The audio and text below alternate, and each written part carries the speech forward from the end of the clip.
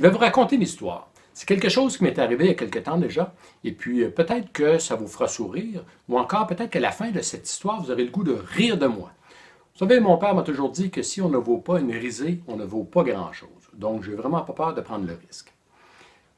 Il y a quelques années de ça, ma mère me donne un petit coup de fil et elle me demande « Tu fais quoi à la fête des pères? » Et moi, je lui réponds « À la fête des pères, je prévois aller faire un tour chez vous, comme on fait d'habitude. » Et elle me dit « Parfait, vous viendrez faire un tour chez nous, mais avant, rendez-vous à tel aéroport et je vais y faire mon premier saut en parachute. » Ah! Vous savez, à cette époque-là, ma mère avait environ 70 ans. Et moi, j'avais une peur des hauteurs. J'avais peur des hauteurs au point de seulement monter sur un toit de maison, c'était tout un contrat pour moi. Et puis, j'avais aussi le vertige. Donc, ce que j'ai fait, c'est que j'ai raccroché le téléphone et j'ai dit, ça y est, ma mère est folle. Et je suis parti, je me suis rendu chez ma mère, immédiatement. Rendu chez ma mère, j'avais un seul objectif, c'était de la convaincre de ne pas faire ce saut en parachute. Donc, je suis rentré chez elle et je l'ai martelé. Je l'ai martelé de toutes les bonnes raisons pour lui dire ne sautez pas en parachute.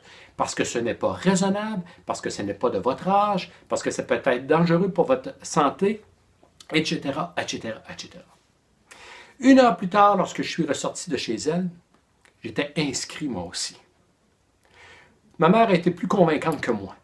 Donc, quelques jours plus tard, ma mère et moi, on s'est ramassés en l'air. À 12 500 pieds, près de 4 000 mètres, on a sauté en bas d'un avion. Wouh! Vous imaginez. Donc, cette histoire-là a pris une tournure qui n'était vraiment pas prévue au début.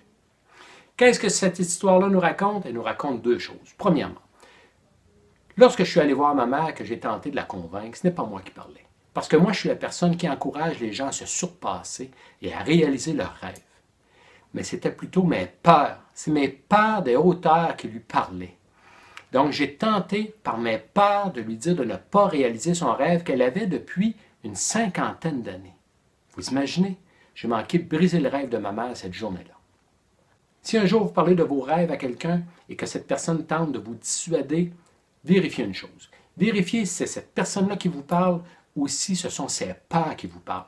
Parce que la personne peut avoir peur de plusieurs choses. Elle peut avoir peur de vous voir changer, elle peut avoir peur de vous voir partir, elle peut même avoir peur de vous voir vous péter la gueule.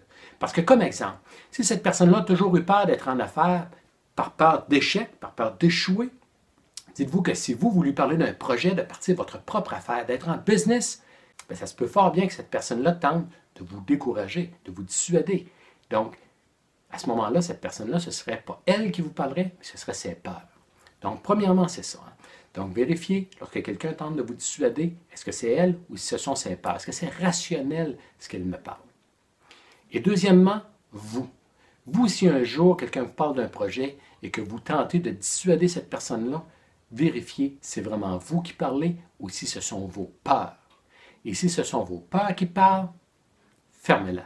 Parce que vous risquez de vous ramasser là où vous ne voulez surtout pas aller. Si cette vidéo vous a inspiré ou si elle vous a tout simplement fait rire, partagez-la. Merci de la partager parce qu'elle peut avoir un bel impact dans la vie de beaucoup de gens. Donc, je suis en conférence et en journée de ressourcement dans plusieurs régions. Vous voulez entendre d'autres histoires comme celle-là? Rendez-vous sur paulrousseau.com et réservez vos billets. Au plaisir de vous y voir. Ciao!